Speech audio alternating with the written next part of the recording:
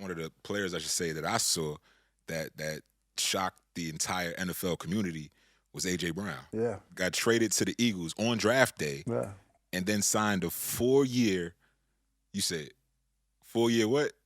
$100 million. 4-year, $100 million extension, bro. 57 guaranteed. Yeah. So how'd you work your magic on that, man? How'd that come about? Man, it's crazy because sometimes you might see a deal might take months and months at a time or a year at a time to get done. I mean, literally, this deal got done within a matter of hours. And so all that happened on draft night, that Thursday day, that early that day. So all that went down, the trade, the teams communicating with each other and agreeing to that, and then actually me negotiating and doing that deal, and it led to this deal you're talking about, and this life changing, financial changing. Man, I wish I could run.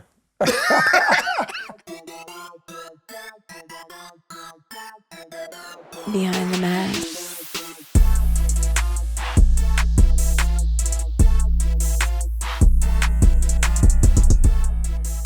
What's up? What's happening? What's going on, family? Another day in paradise. You know what it is. Well, I do believe it is because our next guest, I've seen him have that effect, not only on some of his players, also, just everybody who's around him. But without further ado, he is co-head and managing partner of CAA Sports Football Division. Mm-hmm. Some of his clients, yes, clients, because he represents the guys on the field. Some of his clients, first round pick this year in the draft, Jordan Davis, and also Devontae Wyatt. And we can't forget about the deals of A.J. Brown, Denzel Ward, and also Marshawn Lattimore. That's a whole lot of cake. Killing it. Man, come on. So basically what I'm trying to say is this. When we bring him on, if he happens to pick up his phone or if it goes off throughout the set, just know he's already negotiated close to $500 million. $500 million. $500 million. This offseason alone. Last but not least, I just want to make this a quick reminder. He also represents DK Metcalf and Deebo Samuel. Oh, he's not done yet. Ladies and gents,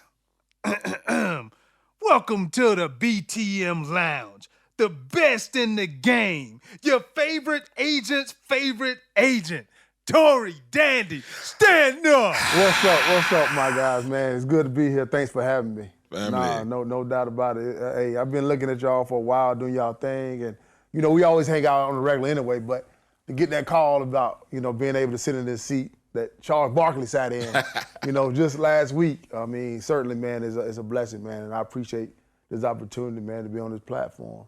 No doubt, y'all doing y'all thing at a very, very high level. So certainly, you're doing your thing at a high level too, man. That's why we're gonna go behind the mask and see what Tory Dandy is all about. Hey, I want to see what all behind the mask is all about as well. Hey, man, it's great to have you here, and we usually have athletes on the show. You know what I'm saying?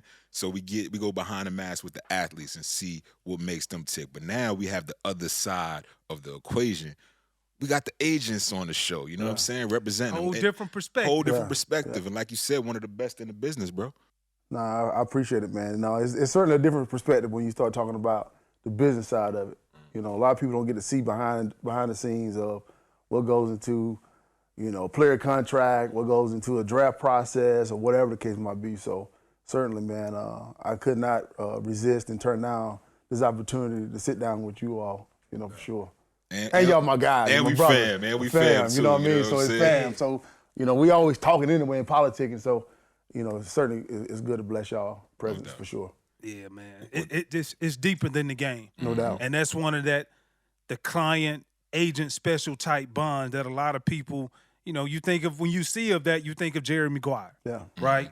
And so if we look at modern day era, it might be fair to say now, like, you might be that modern day Tory Dandy, especially to all the blacks in the community who never, ever seen brothers move in this way. Yeah. You know what I'm saying? So I commend you for that. You know what I mean? What you do for the game, what you do to help make the minds of like the younger men, like help makes their mind more sustainable when it comes to thinking. I appreciate that. No Yeah, question. man, for real. Shout out to it is needed. You know, y'all, you know, both of you all played the game at a very high level for a long time, and you know, that relationship with your agent, it could be very critical.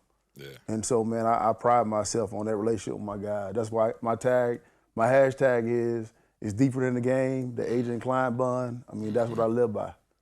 No, for sure.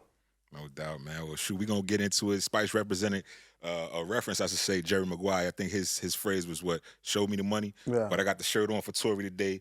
Give me the loot. Give me the loot. That's what Tory be doing, you know what I'm saying? Sticking them up, running up in them offices like, run it. But nah, let's get into it. We got a segment called This or That where we ask you one thing or the other. You know what I'm saying? Let our audience know a little bit more about Tory Dandy, who you are. So you got to answer one way or the other, you know what I'm saying? Yep. So here we go. This or that. Would you rather represent a player getting drafted in the first round, or would you rather represent a player that is going into his second contract? I can't do both. I mean, well, I would say this: I would rather get a player drafted in the first round, and then he keeps the relationship intact that I do the second contract. How about that? That makes sense. Yeah. That makes sense. See, that's what that give me the loot for. You know the game. You know the game. All right, check this out. Who DMs are popping more? Your athletes or yours? Both. I know they be on you, bro. We done hung out with Tory, so we know, you know what I'm saying? It's crazy, man, but, you know, it's I let my clients do their thing, do what they do, man, but, it's crazy. Yeah. Some people think I got the $100 million contract and $200. You know, I'm not the athlete, but you know. But you still got the bag. I do well. Yeah, you do well. I do all right for myself. Yeah, I do well. No doubt. So like I said, I mentioned before, man. I remember we first met back at Ole Miss and Derek. I was ninth grade. Ninth grade. I was ninth grade. Ninth grade, and wow. Yeah, I don't know if you knew that, bro. My god brother played with I didn't know it was that young. Yeah, I'm telling you, ninth he was grade. a baby, man. I'm running around Ole Miss, man, running around, going to the library with a fake ID. In the library. Mind you, the library is the biggest bar in Oxford, Mississippi. We called it the library. So when, you know, your parents call you, I'm like, hey, what you doing? You studying for your finals? Yeah, I'm at the library. Why is it loud music? Right, you get it popping. But how did you go from the kid that was hanging out with us, with DJ, and going around the bars and being around the athletes at that point, to becoming one of the biggest in the game? What made you want to get into the game, man? You know, it's crazy, too. It's a great question because back then, I mean, you talking about over 20-something years, about 20 years ago, I never even knew, coming from a small town like Woodruff, South Carolina, we never had any professional athletes, anything like that. I mean, the biggest name was Tony Rice, played at quarterback at Notre Dame, but we never had a professional athlete. So for us, like, sometimes we didn't even think the NFL was real because we just didn't have that. Nobody around that was on that level. And so when I got to college and I played football at South Carolina State and Tusculum College, my junior year I got hurt. I tore my rotator on my shoulder. And I had already tore in high school, tore my left shoulder. And so for me, it was one of those things like I knew long-term football was not going to be the way I was going to make a living. Now, I'm not sitting here saying I was trash. That was a nice way of saying it. You ain't tell the truth. We need to go look at the tape, I got a full ride. I mean, there you go. I went to Water Boy, but I went on two in Keogh level. You know what I mean? I knew I didn't have NFL, talent wise, but it was one of the things. My junior year, I got injured, so my senior year in college, I was always serious about my academics, and so for me, it was one of those things where I thought back then I was going to get maybe a college coach or athletic director, and one of my teammates at the time was getting recruited by agents. And he was like, hey, T, man, he didn't have much family support. He was like, hey, man, these agents are calling me. I'm like, dude, what agents calling you, man? Yeah. What is an agent? Because back then we didn't know about agents. And he said he's an NFL agent. I'm like, dude, you're not going to run NFL, man. And he asked me to help him with his process and hear agents give their pitches. And I sat in the meetings. I was like, okay, wow, I could be a part of still football and be a part of the game. And it's actually a business side of this. And that kind of opened my eyes. And so when I graduated, I went and got my MBA. And I did an internship with a smaller agency that he signed with. And that's how I got thrown into, quote unquote, the fire, kind of doing like client relations and recruiting back then. But I'd be lying if I sat here and said I had dreams, aspirations of being an agent or, anything like that. I mean, like any young man that, a young kid that plays sports, you always wanted to go to the NBA or go to Major League Baseball or the NFL. So that was my dream. I mean, it wasn't to be an actual agent. So, but, 20 years later, here I am. And that's crazy because similar to your story, that's how Jimmy got in the game too. Yeah. Back in Jimmy Sexton, back in the game, back in the days, I should say, with Reggie White. So that was his sweet mate. That was his sweet mate in college, Tennessee, and then he negotiated Reggie White's contract. Yeah. And went on to do the first free agent contract in the NFL. To you being the co-head and managing partner of CAA Sports, bro. So what is that like? Man, it's one of those things. When you look at CAA, for the last 8 years, CAA has been Forbes' #1 sports entertainment agency in the world. And so now you start talking about a black executive, a black man being a managing partner and co-head of the football group. It certainly, once I got to CAA in 2016, it was a goal of mine. That, that's where I had my eyes set on, is being in this seat. So, and being in that seat. So it's one of those things where I don't take for granted. It's a high level of responsibility for sure that comes with that, because we know the light is on us for sure. But at the same time, I'm still gonna be Tory Dandy. I'm still gonna be the good old country boy from South Carolina. I don't let anything change me. I don't let success change me. I don't let the title, money change me. I'm still gonna be who I am, and that's what makes me successful. And to your point, I get it, because, the generation we grew up in, you're not sure if kids really, everybody wants to be that guy on TV. Very special few think like, I want to be the person behind the scenes to still make a lot of money, but don't put my body at risk for it. Yeah. With that being said, how do you, the impact, man, of what that does to you and how it flows out into the community, as you deal with a lot of several initiatives when it comes to taking care of the charity, always making sure you give back to home, bro. Talk about some of that too. Yeah, man. It was about 8-9 years ago, I started the Tory Dandy Foundation. And actually it started with one of Two's old teammates, Big Jonathan Casey. Big Truck. Big John, Big Truck, he played at Ole Miss. Dear friend of mine, like a brother of mine. He was like a brother to me. And he unexpectedly had a heart attack and passed away years ago, probably about 8-9 years ago, maybe 10 years ago. And I wanted to do something to remember his name and legacy back in my high school, because he was a great, not just a great athlete, but a great dude. And so I started a scholarship in remembrance of him. And then I always kind of gave back, but I always did it kind of discreetly. I wasn't trying to just put myself out there saying, hey, look what I did or whatever, what I've done. And so a couple people put me to the side and was like, man, you need to leave a legacy. Like, have your name on something. Like, if you're going to do these charitable causes, have your name. And so I started the Tory Dandy Foundation. I started about, like I said, 8-9 years ago. And it's more so geared toward at-risk youth. And so I do a lot of mentoring, speaking at youth prisons, churches, group homes. I grew up in a single-parent home. Yeah. I met my father for the first time in my life when I was 28 years old. I buried him when I was 30 years old.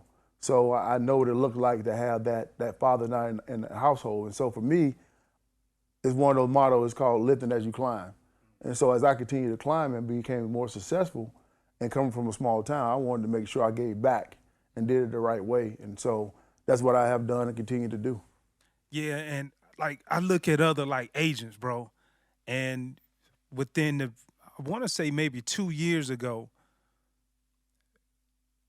more than half of the guys that got drafted, they were represented by minority agents, black agents. Yeah.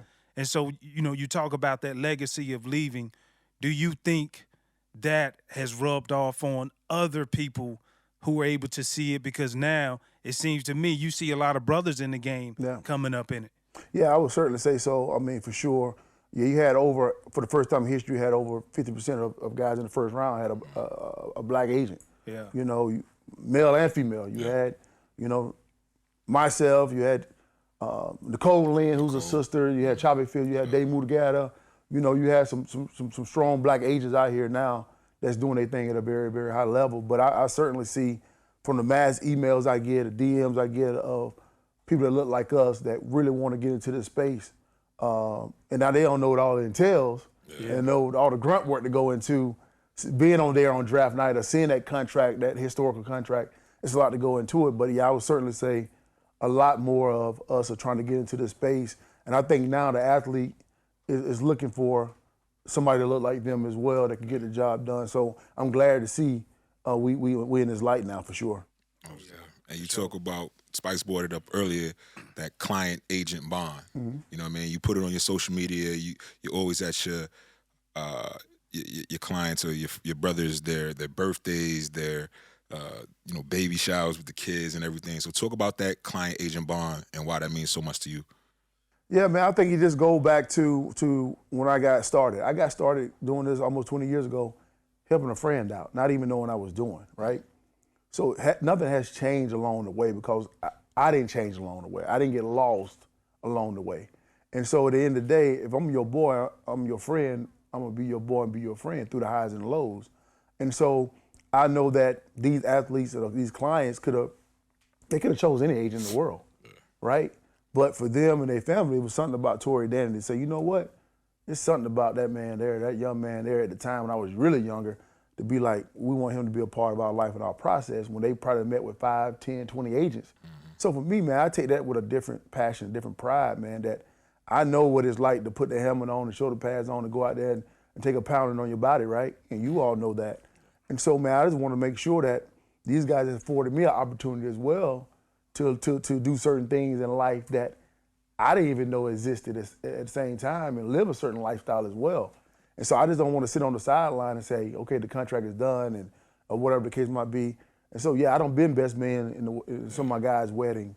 You know, I done been to baby showers and cookouts and they're just kicking it. Like, so I don't have to act a certain way. It's just naturally who I am. Dang. That's dope, it's hard to find though, bro. It is. It definitely is, man. And you continue to do it so well. And even when you're in Atlanta, obviously you hear all the time with your guys. Mm-hmm. The draft comes up. We see you at the draft. And I tell you what, man, if you ever seen Tory on his social media, man, when he has his dinners at the draft, it's like the who's who of sports out there, man. Yeah. And you guys always go out and again, that client-agent bond is something that's so rare. And we just got to salute you, take the hat off because you're doing some major things. And we know some of the young men that you represent, and they say that it's all love when it comes to Tory Dandy, I appreciate that, for sure. No doubt. Hey, has it been a player that you had, like, you just was completely disappointed from not getting signed?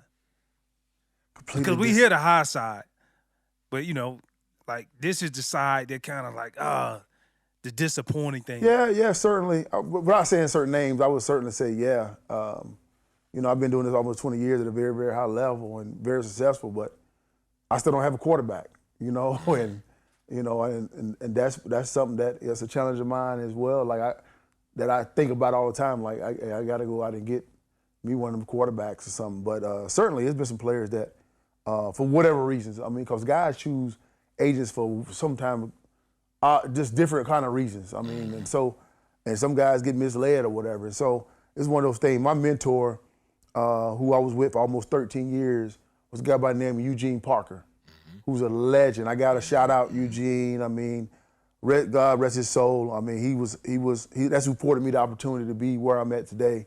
And Eugene always used to tell me, he's like, Tory, every young man and every family is not a fit for you. And he said, quicker you learn that in this business, the better you'll be, because what you could do is get so caught up in what you didn't get. And if you're so busy turning around looking like why and get that client or get that player, but then the blessings in front of you and a young man and family right there saying, hey, here we are. And so I have got kind of to that space where it's more so like I know what I bring to the table and what we bring to the table. And so I can live with if a young man make another decision at this point, hey, maybe God is see fit for me to have, represent that young man. Yeah. But I tell you what, man, young quarterbacks coming up, 2023, this man has negotiated almost $500 million in salaries this offseason alone. I'm gonna say that one more time. Almost $500 million in salaries in this offseason alone. We only in May. Damn. Listen, I don't know what y'all waiting for, but top agent, I better act right. Get right or get left. Appreciate that. Get man. right, get No left, doubt. That was a man. plug. You know what I mean? Nah, We said I need that quarterback. we said all the shit you wanted to say just then. That's a fact. That's a fact, man. But nah, I definitely appreciate that, man, for sure, man. No for sure. doubt, no Nah, doubt, man. And you know what? And to your point, historically there's been like a negative connotation when it comes to agents sometimes, Yes, right? yes, Like agents, you hear guys getting ripped off by their agents or putting them with the wrong financial advisor, et cetera. Yeah. But again, that client and agent bond that you represent so strongly, what are you doing to combat that myth so your guys know, you know what? Nah, I'm not like the rest of these cats out here. Well, I think and it's sometimes it's rightfully so. I mean, you have some agents and financial advisors out here that's their motive is to manipulate guys. I mean, so that's not like that doesn't happen, right? But I would say for me, it's just always just being a man of your word, and always just I'm never a yes man. I'm never a yes man to any of my clients, right? And so if it's certain conversations at the end of the day, I work for them, they don't work for me. But at the same time, I'm not gonna be a yes man. What I mean by that is, if I hear things or see certain things, or I'm always gonna put a guy to the side and have a real conversation with him because I'm the big bro. Yeah. And so that's my obligation to them and their families because I sat down in recruiting and told them that I would do that. And so it's one of those things where, you have some agents and financial advisors out here get their fee, and they can see the train wreck finna happen. But they cool. They're not tripping. They in Malibu or they on their yacht or they living whatever lifestyle they living, and they good. They locked in. But I can't lay down at night knowing that one of my younger brothers, one of my guys, is in a messed up situation or headed to a messed up situation, and I don't step in and say something. I'd rather I'm not scared to get fired. It rarely happens, but I'm not afraid to get fired by speaking what I feel they need to hear. Yeah. And I think that's what a lot of agents and financial advisors don't do because of the fear factor of competitors in their client's ear or getting fired or whatever. Like, I'm past that space. Like, I know what I bring to the table. And I think what's dope about that is I remember us hanging out one time and it was like 11 something at night. We had got some dinner and went to grab some drinks, but then you literally had to stay outside the spot to take a phone call with the client, and you were out there for about an hour. And I didn't want to go in. I'm like, yo, you good? You good? You're like, nah, I got to handle this. So has it ever been a situation where you got that phone call and it was something that you didn't want to hear? You had to kind of remind a guy like, nah, you're not supposed to be doing this, or certain things that you did to this point, we have to move in a different direction. Yeah, I have situations, without saying certain clients' name, I have situations where clients put themselves in some kind of, unfortunate situation sometimes, whether it's, dealing with some, a female issue, or whether it's dealing with, a legal issue or whatever, and you get those calls. I mean, and we all humans, stuff happens, right? But we're not going to continue that path, though, especially not being with me, and I'm being a part of it. I mean, because at the end of the day, God has afforded you an opportunity of a lifetime, and so it's a small window, which you all know, and so I want my guys to maximize that. So, yeah, I don't have a problem having that tough conversation, but yeah, I mean, man, it's crazy. Funny story. This years ago, I was on a date. First time dating this young lady, right? Go on a date. We sit down. We order some drinks, and my phone rings, and it's a client, and this is a real serious situation. So I get on the phone, walk away, tell her, hold on. I show her it's a dude. Like it's a dude. So she was a needy type then, huh? Yeah, we had just been on our first date. Yeah. I'm showing her like this is like one of my clients. Yeah. So I take the call. My client telling me something very serious. All right. So I'm on the phone like 5 minutes.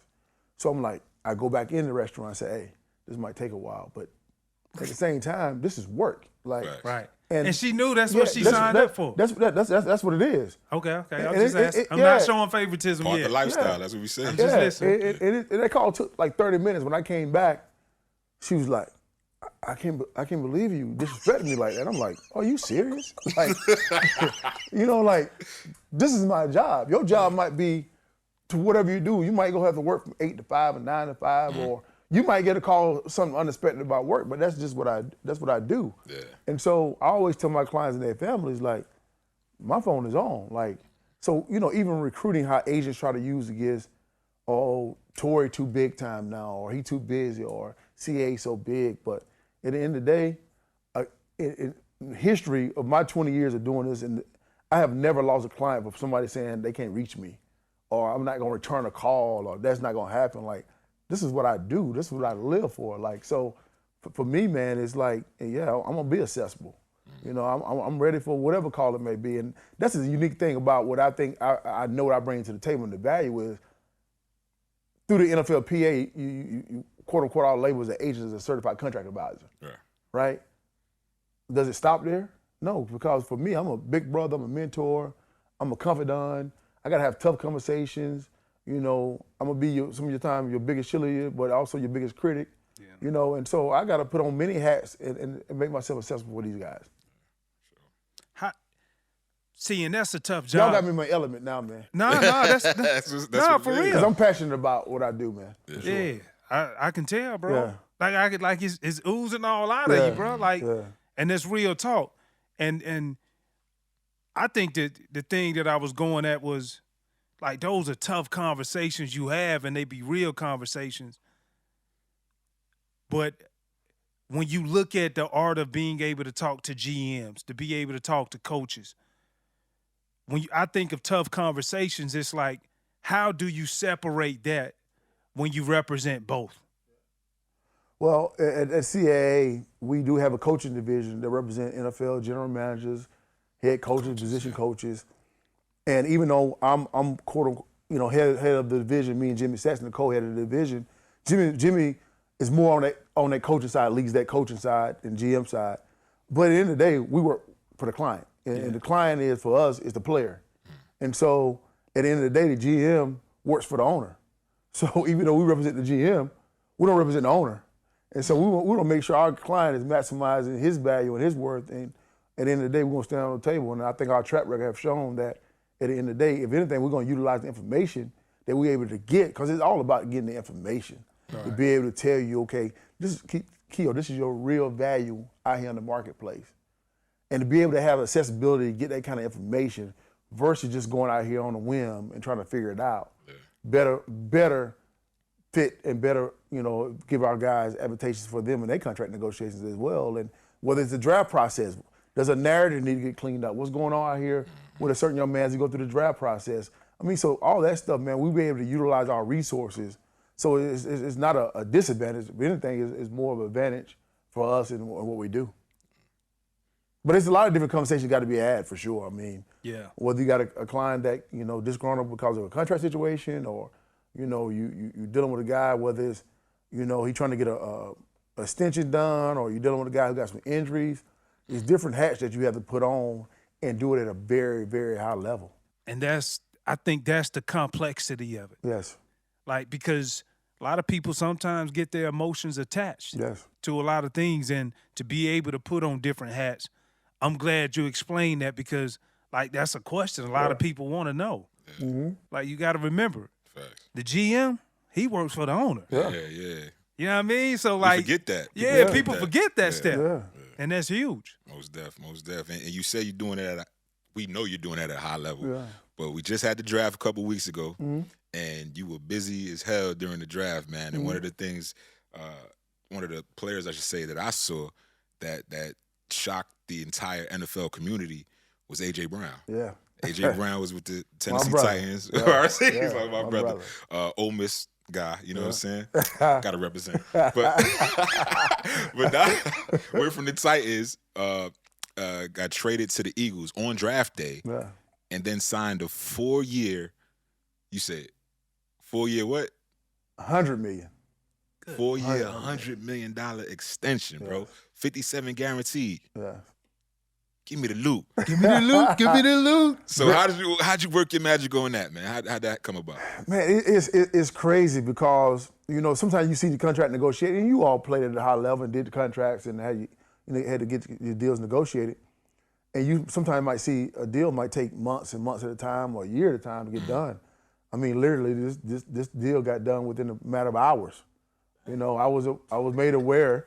Man, and you ain't take nothing in there with you to negotiate? hey, wait, Keo, you got it here?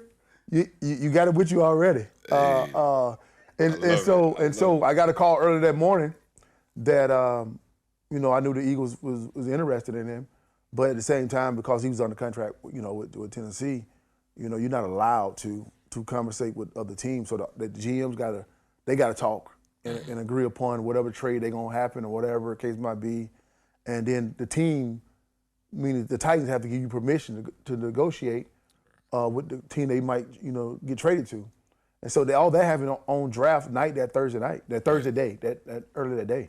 So all that went down, the trade, the teams communicate with each other and agreeing to that, and then actually me negotiating and doing that deal. And then also I got to get AJ up to speed on now, man, you going from Tennessee, where he loved being in Tennessee. I mean, like I said, he's from Starkville, Mississippi. And being right there in Nashville, where place he loved. But now, I mean, you got a big opportunity in front of you as well. So I had to be able to, and the great thing about it is, and I think this goes back and tie into the relationship piece of having with your guys, is being able to have those real conversations with them leading up to all this, because I just didn't let AJ know that this could happen. And I'm not just talking about the Eagles, I'm just saying in general. I let him know, hey, you in the last year of your contract, we're trying to get a deal done. Anything can happen. A trade could be, you gotta be ready for anything. So I just ain't put him on the spot, or any of my guys on the spot when the time comes. I'll educate them, prepare them to get them ready for potentially anything could happen. And so, that happened on that day. And so it led to, this deal you're talking about, and this life-changing, financial changing. I wish I could run. You can, but you couldn't. I run my mouth. Yeah, bro. No doubt, man. Yeah, Hey, man. so we can't forget about Mike Williams and Chris Godwin. Yeah. 3 year, 60. Yeah. If my math serves me correctly, too, that's 20 a year. Yeah. Yeah. Huh? And the unique thing about both of those situations were, Chris Godwin, was on a franchise tag, was having a Pro Bowl caliber kind of year.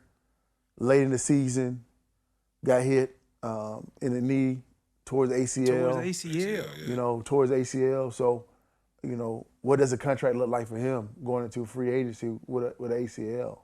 And then you have Mike, who kind of been under the shadows of a Keenan Allen, but, is a big-time receiver in his own right.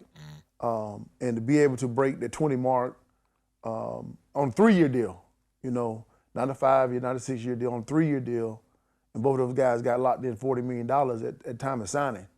And then they back to the table again when the cap is going through the roof. To be able to get both of those deals done, they kind of set the market for the wide receiver space this offseason. And a lot of GMs have called me and said, hey, man, you started these That's guys. That's the biggest compliment you can get, though, right? People ask me, like, hey, man, what's some of the surprising calls or best calls you have gotten this offseason? Is from general managers who know contracts and know deals and knowing how, we have, done this thing and continue to do it and set the market like that. So, yeah, it was a great time. So you'll never sit back, like, had that Scarface moment. Who put this shit together? Me. That's who. Who do I trust? Me. You don't ever get that? Too, man, my boys back at home, man, like I said, come from a small town, they always be like, man, how does it feel? And I'll be like, what feel? Like, I'm so caught up in, like, the grind of it, the grunt of it. Yeah. Like, what's next? Yeah, like, what's next? Like, what can I do to go get that quarterback, right? That's that quarterback word again. Yeah. But and I know it's special things that certainly been done. It's like when y'all play, like you out there, you balling, like you going to do your thing, and then, you have certain goals, whether it's, hey, this year I want to be a Pro Bowler, All Pro, or, certain things or whatever. Certainly I have goals and aspirations or whatever, but at the end of the day, I want to make sure my clients and their families are taken care of. If they taken care of, then I'm going to be taken care of. Because as an agent, if you put yourself first, then you might do certain things that's not beneficial for your client. As a client. Great way to, that's the only way to look at it. Facts. And then Denzel Ward, highest paid defensive back in all time. Yeah. All time. Yeah. Like, bro. Did you eat, like, what's the magic touch? Because, like, we want to hit the lotto. You know what I'm saying? We want to figure this out, man. Man, it all starts with having great players. I mean, great clients, for sure.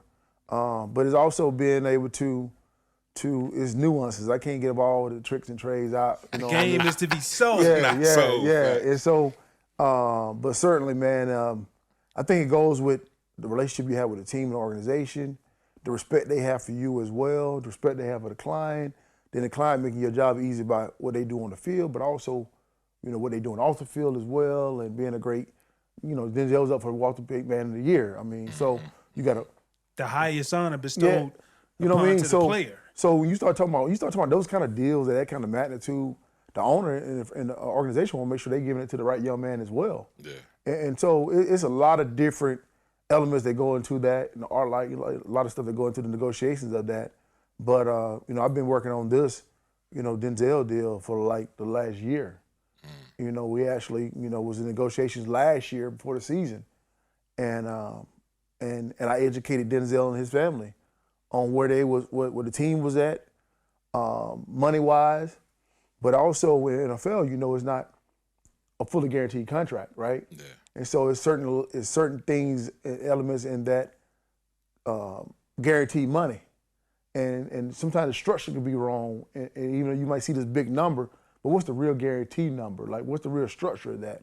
And things went right, and so Denzel was educated enough, and his parents, you know, his mom and his brother was educated enough to understand that, and so we walked away from a deal last year. And he stayed healthy this year, and he balled out at a very, very high level. And so the team knew that we're not playing no games. And they knew my client was very educated on his business. And so when the teams know that your client is very educated and they can't try to run the game or whatever, and it's not personal, it's business for them. I mean, so if they able to I ain't gonna say manipulate, but they able to leverage whatever they can leverage, they're gonna do it, and rightfully so. And so it went to about a year, went to, you know, get us to that point, but we was able to get, you know, the highest paid, you know, corner, defensive back in NFL history, which I don't think many people see coming, but we got it done, you know, and Denzel is a very, very happy but wealthy man, and you know, and that's ultimately what it's about, man, having that generational financial wealth and freedom. What's my man name from the quarterback that went from Houston to Cleveland? Deshaun Watson. What goes into that type of deal? What did he get guaranteed? I forget. I don't know. He got guaranteed. Yeah. The whole.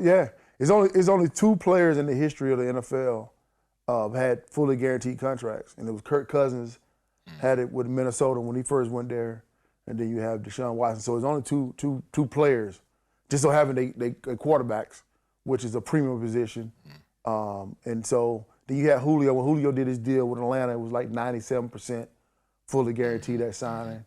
But yeah, I mean that was very significant. I mean, I wish all these guys could get fully guaranteed contracts because I mean, what you put your body through, what y'all know what you put your body through, you know.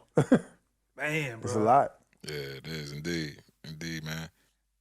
I gotta say, it's very rare that, you know, sometimes you go through life and you get one key to the city, if you did well in life. Like that's pretty huge honor. Yeah, amazing. Man, this man here got two keys to two cities: Woodruff, Spartanburg. Yeah.